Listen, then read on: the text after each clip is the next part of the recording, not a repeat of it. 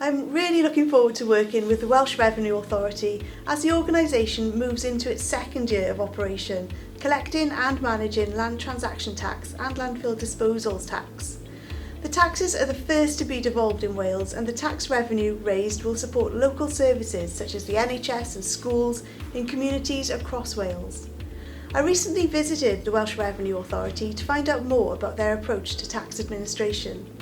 Their approach starts from a position of mutual respect and builds a positive relationship with taxpayers and their representatives, amongst others, to help make sure that people are supported to pay the right amount of tax. I could see how this approach has shaped everything that the WRA does, from the digital services it's developed, the data it's making available, and the culture it's fostering. I'm really excited by this innovative approach that can help us with the work we're doing to create a fairer tax system in Wales.